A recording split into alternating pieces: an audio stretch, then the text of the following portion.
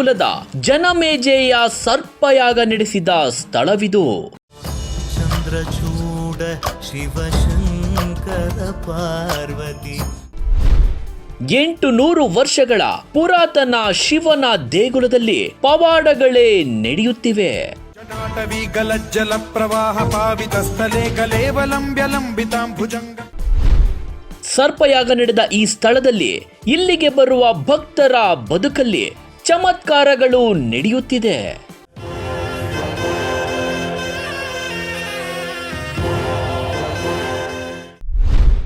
ನಂದಿ ಶಿವಲಿಂಗದ ಅಭಿಷೇಕ ಜಲದಲ್ಲಿ ಭಕ್ತರಿಗೆ ತೀರ್ಥ ಸ್ನಾನ. ಗೊತ್ತಿಲ್ಲ ಶಿವನೇ ಭಕ್ತಿದಾರೆಯು. ಜನ್ಮ ಜನ್ಮಾಂತರದ ಪಾಪ ದೋಷಗಳು ನಿವಾರಣೆಯಾದ ಉದಾಹರಣೆಗಳು ಕಣ್ಣ ಮುಂದೆಯೇ ಬಯಲು.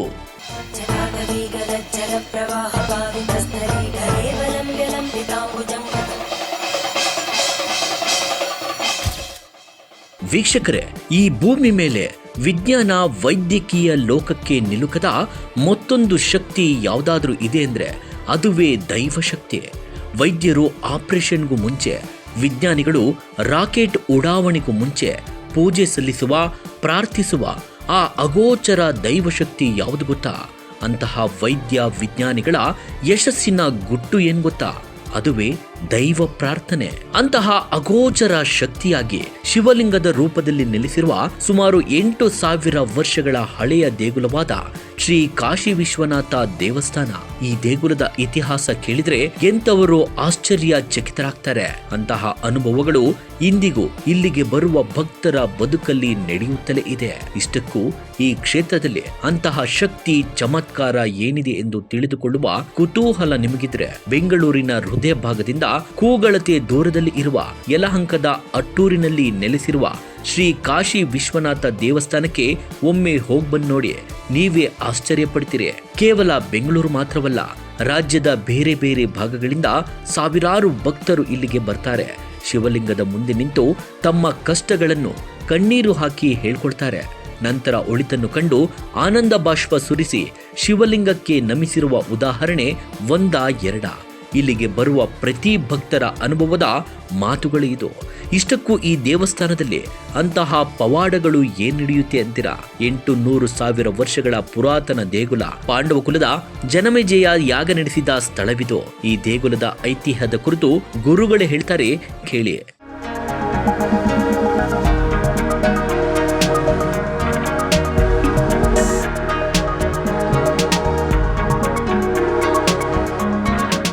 ಓಂ ನಮಃ ಶಿವಾಯ.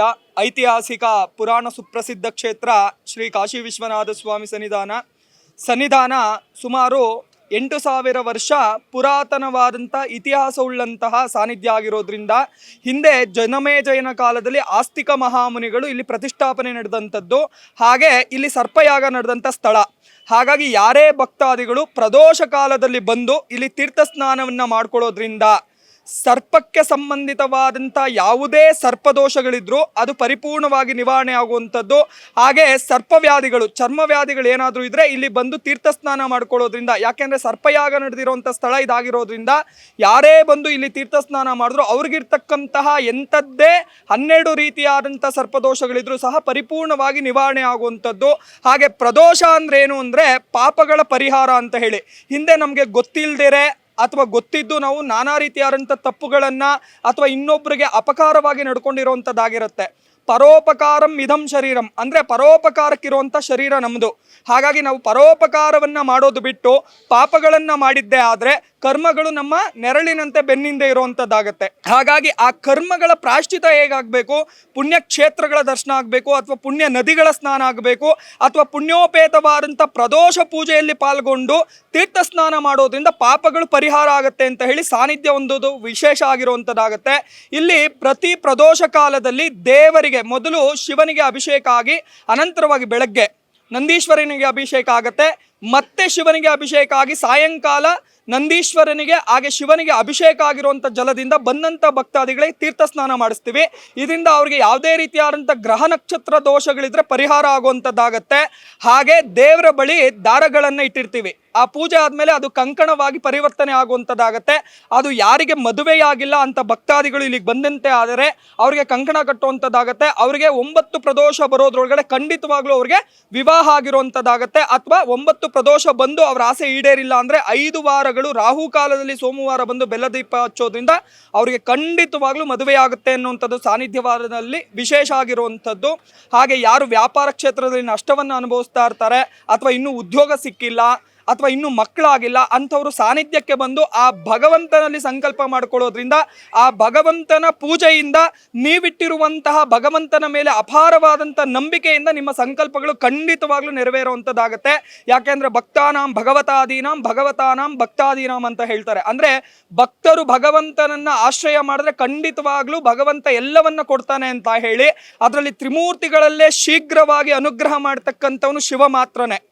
ಹಣೆ ಬರವನ್ನೇ ಬದಲಾಯಿಸ್ತಕ್ಕಂಥ ಶಕ್ತಿ ಇರುವಂಥದ್ದು ಶಿವನಿಗೆ ಮಾತ್ರ. ಯಾಕೆ ಅಂದರೆ ಮಾರ್ಕಂಡೇಯನಿಗೆ ಸಾವು ಅನ್ನುವಂಥದ್ದು ಬಂದಿರುತ್ತೆ. ಅಂಥ ಸಂದರ್ಭದಲ್ಲಿ ಶಿವನನ್ನು ಕೂಗಿದ ತಕ್ಷಣವೇ ಬಂದು ಯಮನನ್ನ ಅವನ ತ್ರಿಶೂಲದಿಂದ ಚುಚ್ಚಿ ತನ್ನ ಭಕ್ತನನ್ನು ಉಳಿಸ್ಕೊಳ್ಳುವಂಥದ್ದಾಗುತ್ತೆ.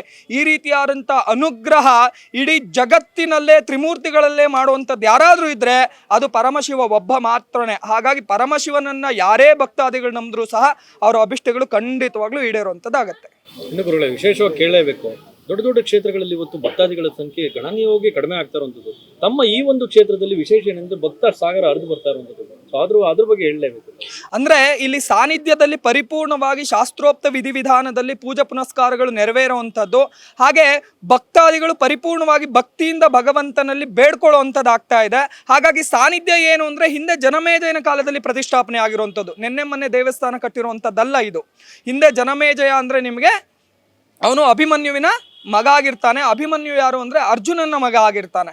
ಆ ಅರ್ಜುನನ ಸಂತತಿ ಪಾಂಡವ ಕುಲದಲ್ಲಿ ಹುಟ್ಟಿದಂತಹ ಜನಮೇಜಯಲ್ಲಿ ಸರ್ಪಯಾಗ ನಡೆಸಿದ ಪ್ರಭಾವದಿಂದ ಅವನಿಗೆ ಸರ್ಪದೋಷ ಅನ್ನುವಂಥದ್ದು ಬರುತ್ತೆ.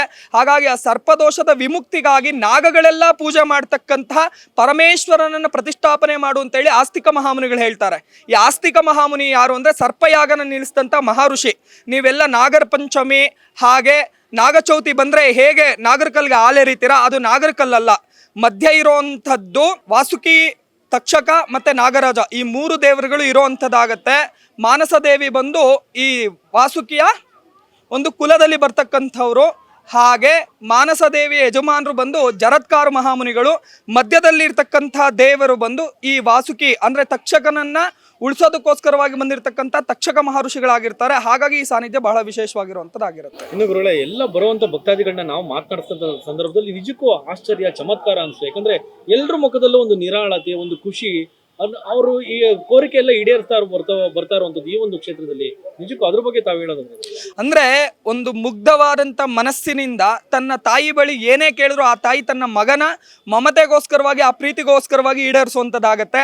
ಹಾಗೆ ಇಲ್ಲಿ ಇರುವಂಥ ಶಿವ ಎಲ್ಲ ಭಕ್ತಾದಿಗಳಿಗೂ ತಂದೆಯಾಗಿ ಸಲಹುವಂಥದ್ದಾಗ್ತಾ ಇದೆ. ಹಾಗಾಗಿ ಎಲ್ಲರೂ ನನ್ನ ತಂದೆ ಬಳಿಯೇ ಬಂದಿದ್ದೀನಿ ಅನ್ನುವಂಥ ಮನೋಭಾವನೆ ಈ ಸಾನ್ನಿಧ್ಯಕ್ಕೆ ಬಂದರೆ ಉಂಟಾಗುವಂಥದ್ದು. ತನ್ನ ಸ್ವಂತ ಮನೆಗೆ ಕೈಲಾಸಕ್ಕೆ ಬಂದಿದ್ದೀನಿ ಅನ್ನುವಂಥ ಮನೋಭಾವನೆ ಭಕ್ತಾದಿಗಳಲ್ಲಿ ಬರುವಂಥದ್ದಾಗತ್ತೆ.